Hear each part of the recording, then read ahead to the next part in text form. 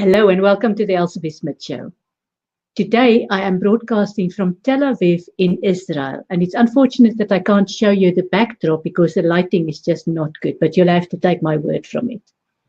I'm very privileged to be here, but at the same time, I share the concern of the world about the unrest and the international tension that has recently been created in this part of the world.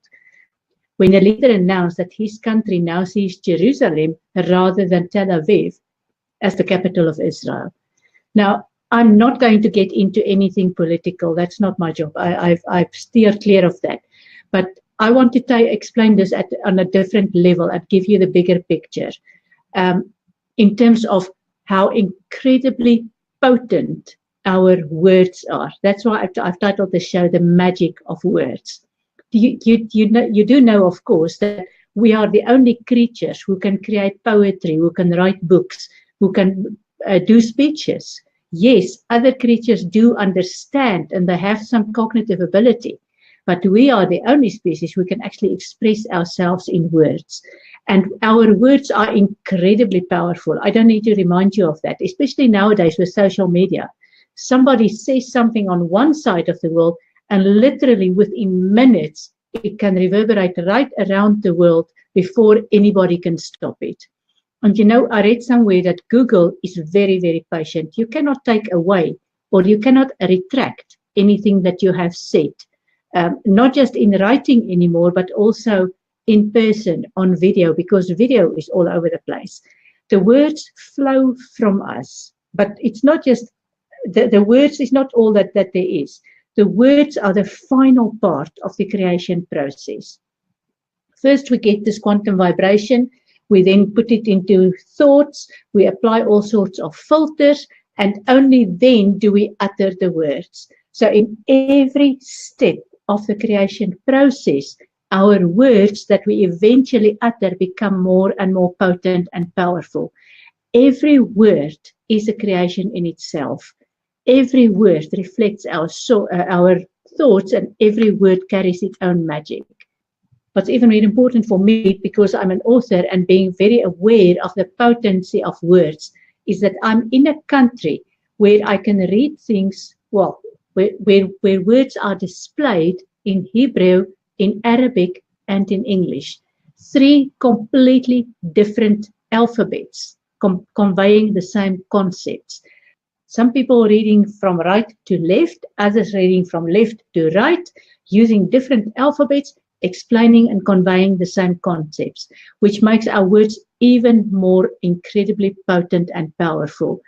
We have this unbelievably sophisticated brains that allow us to firstly understand language, create language, and understand more than one language, and not just understand language, but understand these different alphabets, which then allows us to express ourselves in more than one language. We are so privileged as a species to do that, and it is so easy to abuse that. I have discovered 4 incredibly potent words that I am now more and more regularly using on social media. And those 4 words are very, very simple, and I'm sure you will find a way to use them as well. What are those potent words? Simple. Not for social media. When would I use that? When I feel that people express themselves in a way that affects me as a user in a way that I just don't want. So if somebody has a rant that is aimed at a friendship gone bad, or at a marriage gone bad, even worse, because that should remain private, and they have that dirty laundry all over social media, it for me is so simple to say, not for social media. That's another powerful and potent way of expressing ourselves. Also, you know, whenever we express ourselves, whenever we utter words, we take responsibility for what happens in the world. Firstly, your words take responsibility for what happens in the circle around you, which is the people who can first hear your words, the people directly and closest to you. You can't say, not in my backyard, because by the time you've entered those words, you've already unleashed these waves of sound the waves of psychic energy that go through walls, through obstacles, and that go reach more and more and more people. Social media just makes it more and more and more powerful and potent, which is why it's nowadays so easy and so quick to identify where people who have no tolerance, who don't see the other side of the picture. They build walls of ignorance. Sometimes they build even real walls where they just destroy goodwill. But when they build these walls of ignorance, they limit their own awareness. I've just had the very fortunate experience of having lunch with people from Poland, from Israel, and from the UK. And we exchanged experiences. We exchanged information. We discussed each other's worlds. And we identified touch points. We identified things that we didn't know about. Somebody told us about the lifestyle in Tel Aviv, the cost of living in Tel Aviv. Somebody else talked about work experiences in Poland. Somebody else explained the approach towards the weather in the UK. Yes, you would think, oh goodness, the weather in the UK, what a topic. Well, if you live in the Middle East, the weather in the UK is interesting because in the UK there's snow. So using those words and using a common language, which is English, we bridged all sorts of gaps there. And every single one of us walked away from that lunch with a bigger, wider world, knowing more, because we used the words to expand each other's world. Now, if you don't understand that, and if you don't think about the words that you use, the words that you send out in the world, out there, then it means you have no concern for what other people think or believe, and you have no tolerance. So just think about what you say. Fascinating how words also express humor, and humor can also be used to break down walls. I was talking to a lady from Ghana the other day, English speaking. She's absolutely fluent in English, but when she came here, despite being fluent in English, she felt that people were always having something against her. She's a lovely, lovely lady. Her smile just wins the world. But she felt that whenever people talked to her, they had something against her. They were laughing at her. When in fact, she wasn't aware of the nuances of British humor. And she didn't realize that people responded to her warmth and to her empathy, and that they were in fact laughing with her. They were including her by using this British humor, using their words. It was so their teasing her was their way of accepting that she's different, that she's got a different background, a different outlook, and that they wanted her to bring her into their world. But they in fact wanted to include her. But again, that's where you have to be careful with humor. Humor must always bite like a lamb, not bite like a lion. So when you express humor, it's necessary to understand the nuances of culture. I recently responded to an email by adding something in Greek. I had a sentence in two parts. I said, all this is still Greek to me, and I said that in English. Then the second part of the sentence, I said in Greek, but I'm a quick learner and I'm getting there. I did it deliberately in Greek. Do I now suddenly know Greek? No, I know Google. And I know Google Translate. So I simply translated the second part of the sentence in Greek to emphasize my point. What I didn't realize at the time, and I didn't think that far, was that I am working with a client where there are so many different languages being spoken. And I assumed that there was no Greek component to this client, when in fact there was.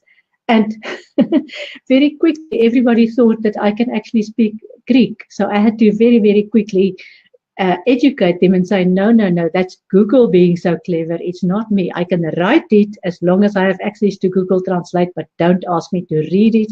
Don't even ask me to pronounce any of those Greek words. I'm completely lost.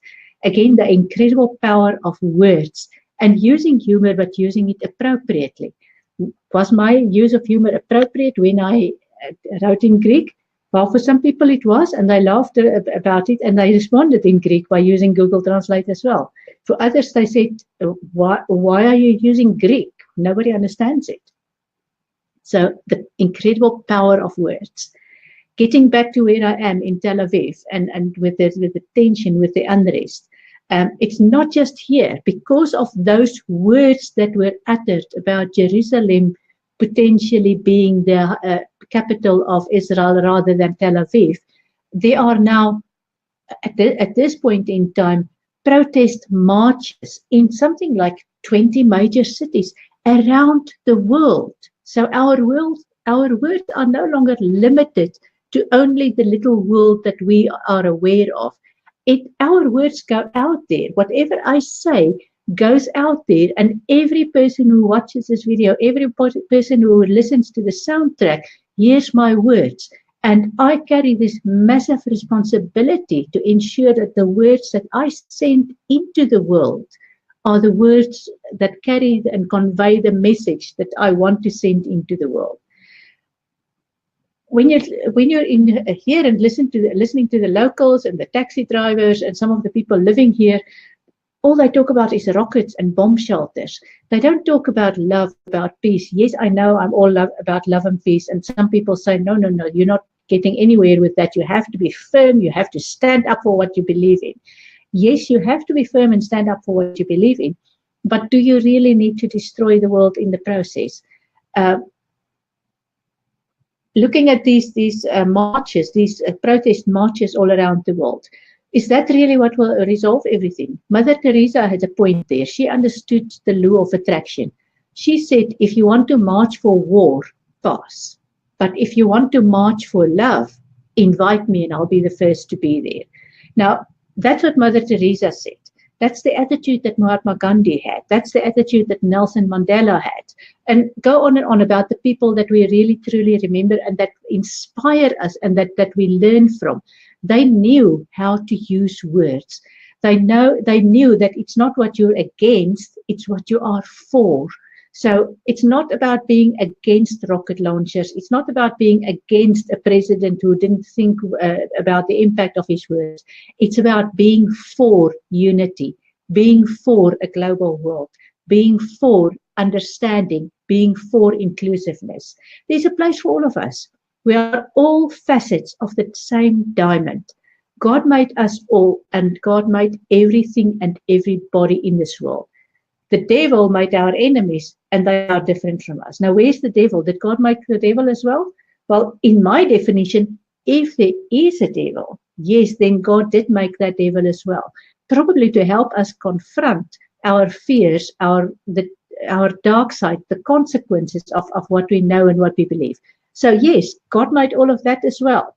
But we have the responsibility, we have the gift to put those things into words. And we have the responsibility of thinking carefully and choosing our words carefully. So rather than saying, we are not like that, say something different. Because the moment when you say, we are not like that, guess what you do? You create a barrier. We are not like that. I'm staying on this side, you stay on that side over there, because we are not like you are. We have the political differences, we have ideological differences, we are right, you are on the other side. There's definitely that barrier. For me, my approach is rather say, tell me more. I want to know about the other side. What is hidden to me? I want to know. If you have that kind of approach in life, we accept and we tolerate our differences. We look out for each other. We learn from each other all the time. So rather go for more inclusive, more tolerant. That is far better to have as an objective than to be bigger and better. And I'm better than you are, and the stars, and knock on the chest. See how wonderful I am. Rather say, come, let's include. Let's bring us everybody together. Let's look out for each other. Yes, you have different beliefs. If your beliefs destroy and are destructive to this world, maybe you want to have a look at my beliefs. If your beliefs are destructive, why is it that it is important for you to have those destructive beliefs? Is it something that can be cured, that can be addressed by me extending unconditional love to you. That's what the world is about. It's about being more inclusive, more tolerant, and about looking out for each other. So it's a short show today, but that's all I wanted to say. And I'll definitely be back here next week, Sunday, same place, same time, with another interesting topics. So for today, shalom, namaste, bless you, alaikum salam, groetnis, tot ziens.